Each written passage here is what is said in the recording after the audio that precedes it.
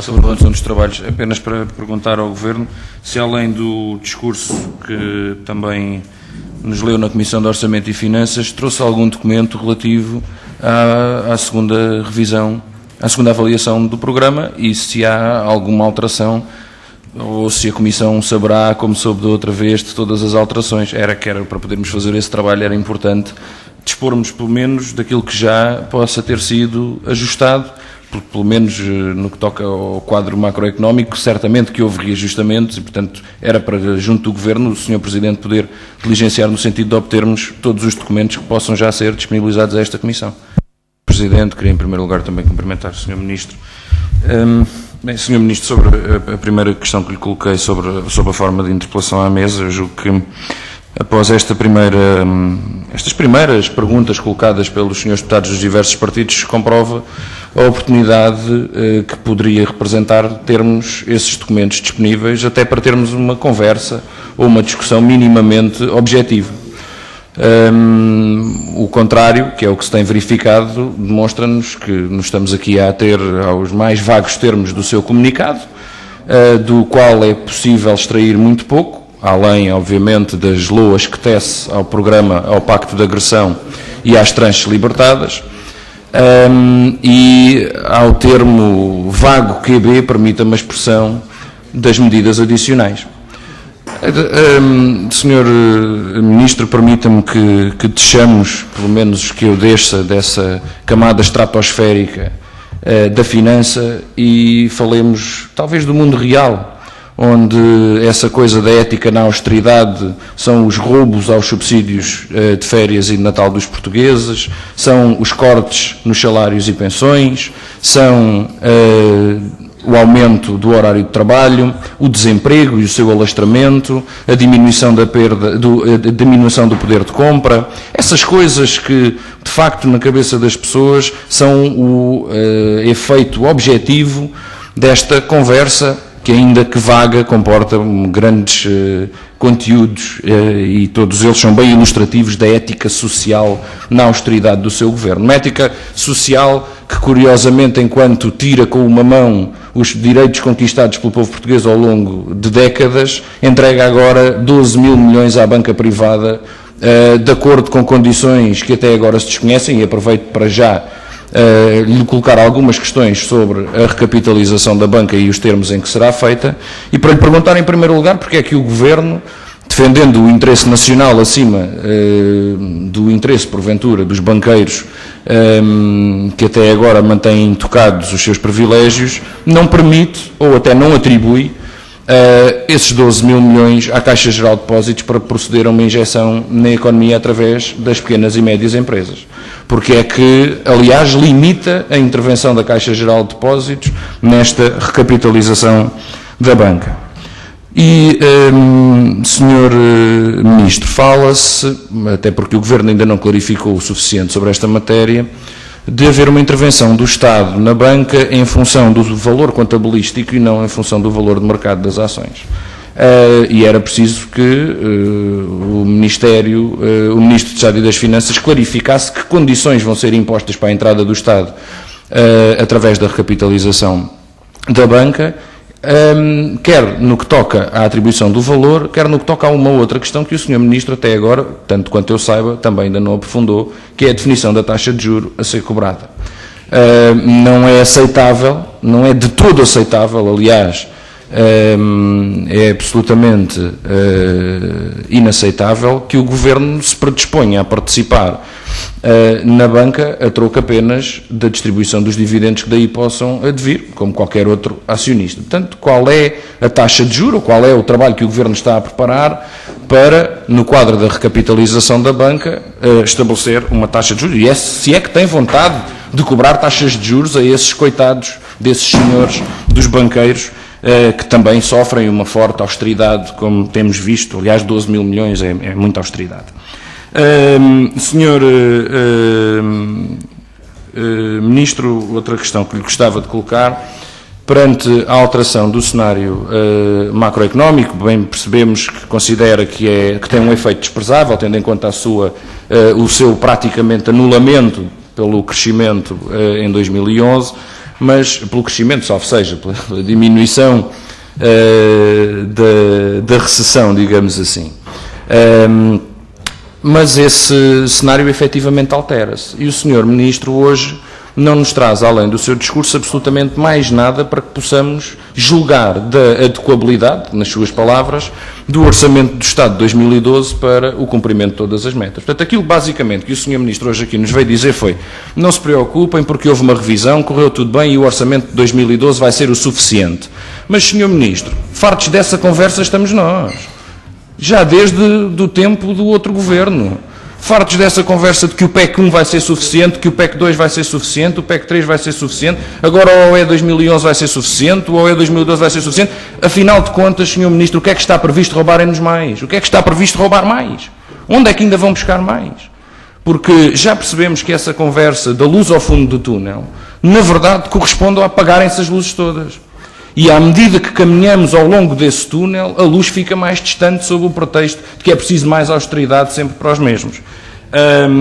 E até ilustro com outro exemplo, Sr. Ministro. É verdade que depois do relatório de avaliação, do relatório de análise das parcerias público-privadas, onde se descobre, pelos vistos, aquilo que o PCP vinha denunciando há muito, uma entrega de rendas do Estado a grupos capitalistas, grupos monopolistas em alguns casos, de valores absolutamente incomensuráveis. Aliás, julgo que esse próprio relatório aponta para 8,8 mil milhões de euros enterrados nas PPP.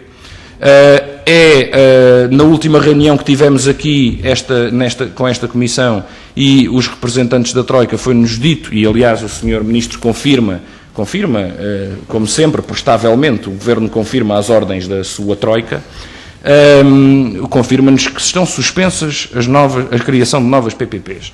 Então o Sr. Ministro deve hoje negar aqui, perante o Parlamento, que estão a ser levados a cabo trabalhos, ou pelo menos planos, para entregar o Hospital Todos os Santos em Lisboa a uma parceria público-privada. Porque já não é compreensível, Sr. Ministro, que nos digam que isso é muito difícil renegociar as PPPs. Quando nós confrontámos nessa reunião com os representantes da Troika, quando os confrontámos com as PPPs e a renda que o Estado entrega a grupos privados através disso, com prejuízos brutais para o Estado, responderam-nos desta forma: isso é muito complicado mexer nas PPPs. O melhor agora é não fazer mais nenhuma, mas não mexer nas que já está. Porque isso é um contrato, enfim, é um contrato, pelos vistos, com um valor muito superior ao contrato social com todos os portugueses, nomeadamente sobre os seus rendimentos, os seus salários e os seus subsídios. Esse contrato não vale nada. A Constituição da República, por exemplo, não vale nada. Foi um dos representantes da Troika. Julgo que do Banco Central Europeu. Sim, respondeu exatamente nestes termos. Que era muito complicado e, portanto, por enquanto não se avançaria com mais nenhuma, mas que seria muito complicado rever as restantes. Pronto, isso denota bem o estilo de sensibilidade e de ética social com que estamos a lidar. Não é?